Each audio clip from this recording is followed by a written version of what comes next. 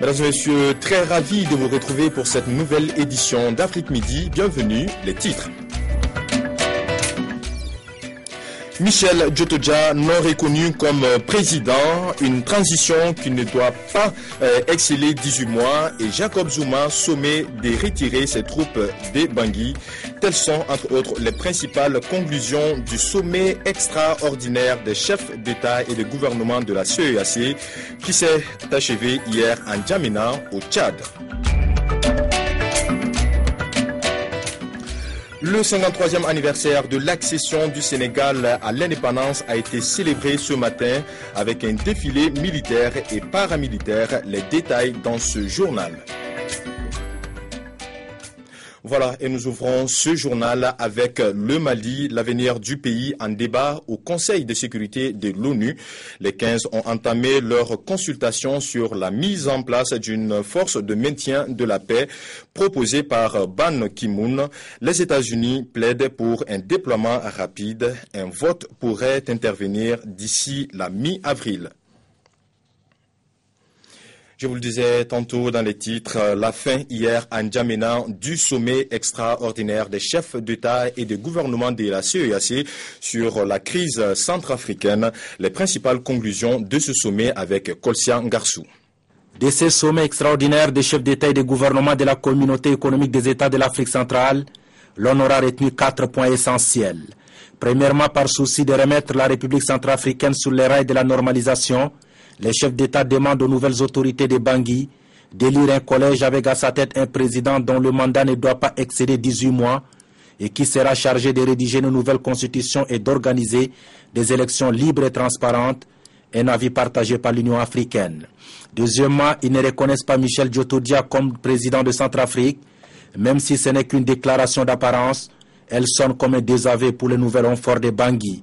Troisièmement, l'Afrique centrale demande également à Jacob Zuma de retirer ses troupes de la Centrafrique, devenues indésirables pour leur soutien au régime Bozizé. Et enfin, les chefs d'État de la CEEAC ont appelé le président béninois Yayi Boni à accueillir l'ancien président réfugié au Cameroun. Mais sur place à Bangui, malgré la promesse faite par les autorités de la reprise de la vie économique et administrative, la capitale centrafricaine continue de manquer de tout et les populations se demandent à quand la fin du calvaire. Également dans les titres, je le disais, le 53e anniversaire de l'accession du Sénégal à l'indépendance a été célébré ce matin avec un défilé militaire et paramilitaire. Hier, dans une adresse télévisée à la nation, le président de la République, Macky Sall, a réitéré la justice faite aux vaillants soldats invalides de guerre ou tombés sur le champ d'honneur. La cérémonie a été marquée ce matin par une prise d'armes avec remise de décoration, un défilé civil et militaire. Joseph Kony dans le collimateur de Washington. Les États-Unis promettent une récompense de 5 millions de dollars pour toute information permettant l'arrestation du chef rebelle ougandais. Joseph Kony dirige la redoutable armée de résistance du Seigneur, la LRA.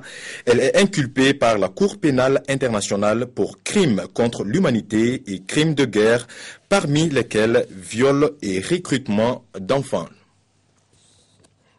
Nous partons en Côte d'Ivoire. L'opération des Nations Unies en Côte d'Ivoire, l'ONUCI, change de stratégie. Le mandat de la force onusienne connaît de nouvelles orientations. L'information a été donnée hier par le commandant des forces de l'ONUCI au cours d'une conférence de presse tenue à l'état-major à Abidjan.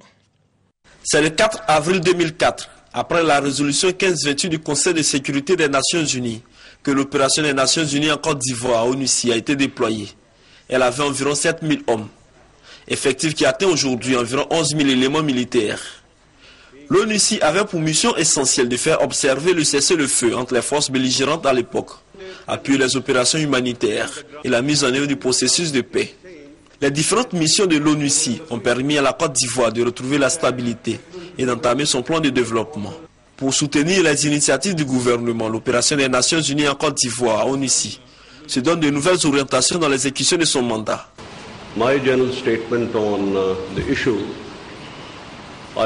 Ceci va se traduire en termes d'une formation ciblée d'une partie des FRCI, en termes de formation d'officiers d'état-major, mais également en termes de formation sur des modules qui sont indispensables, à savoir les droits de la guerre, les droits de l'homme,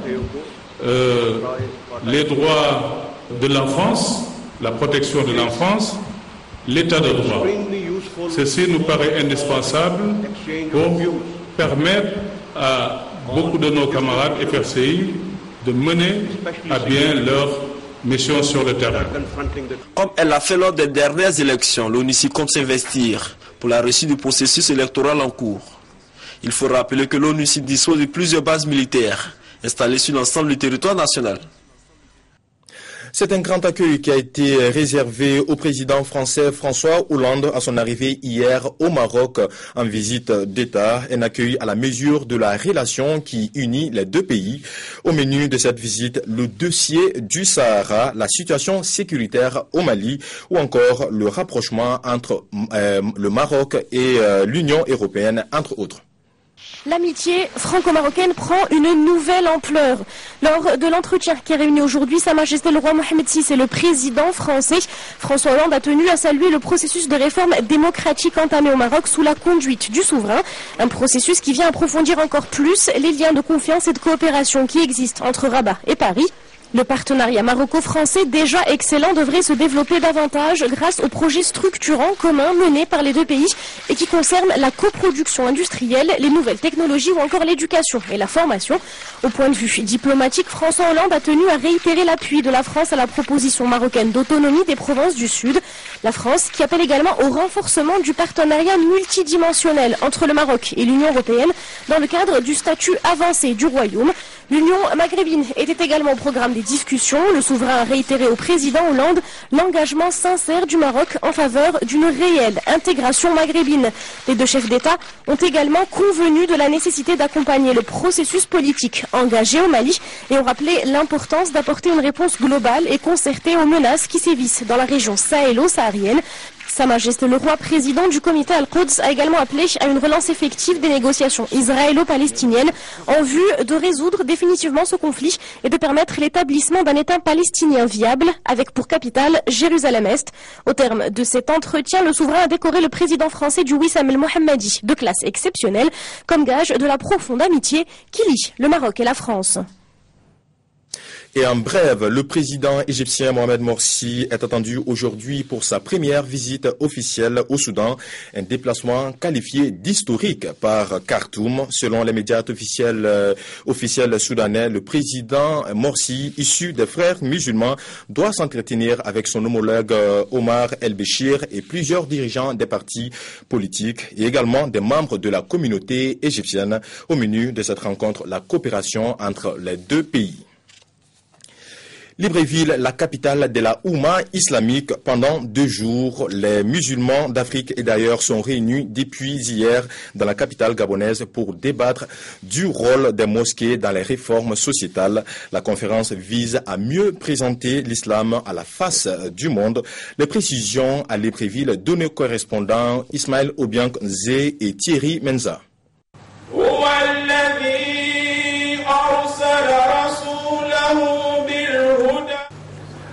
Le Gabon est la première étape d'un périple africain initié à l'occasion par la Ligue islamique mondiale.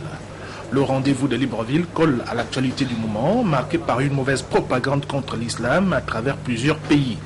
La Oumma islamique, en conclave de 2 jours dans la capitale gabonaise, pense que la religion du prophète Mohammed, paix et bénédiction soit sur lui, mérite d'être mieux présentée à l'opinion publique internationale.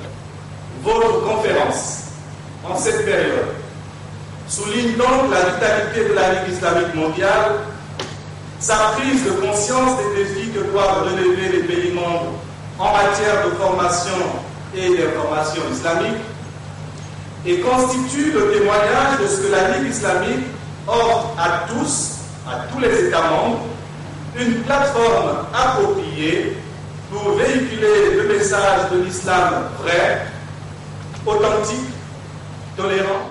Sur les bords de Logo et à Libreville, les conférences débats ouvertes au public et différeront les uns et les autres sur ce qu'est véritablement l'islam.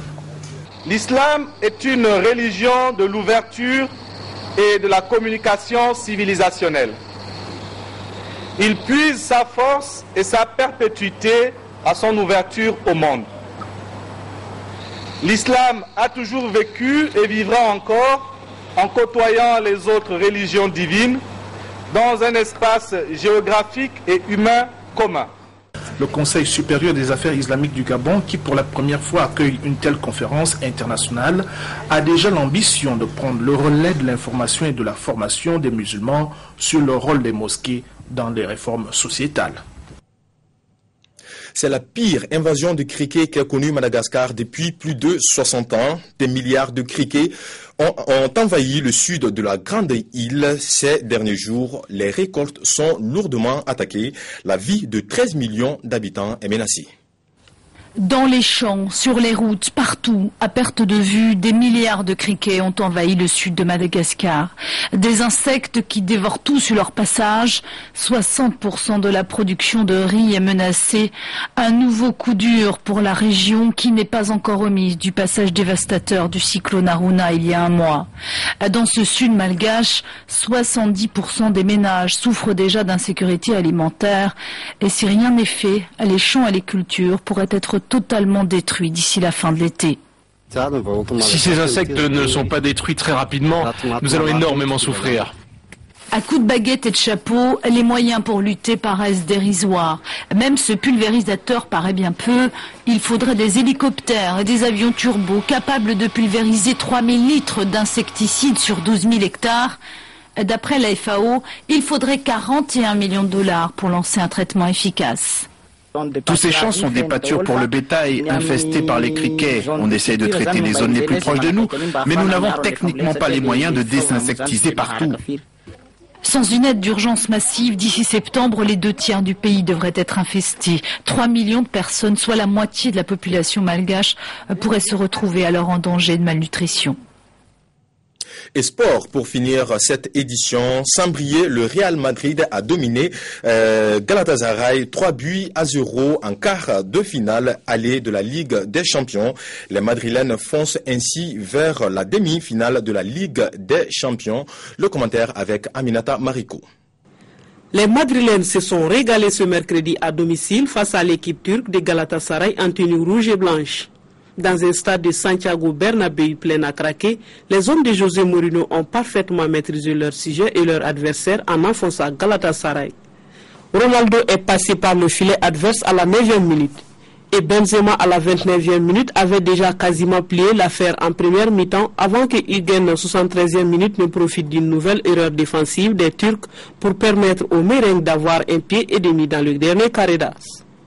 Le Real Madrid s'impose de 3-0 et fait un grand pas vers les demi-finales. Une victoire pleine de réalisme des Real Madrid, pas impressionnant mais efficace et rarement inquiété par un adversaire dont le potentiel offensif était pourtant à craindre.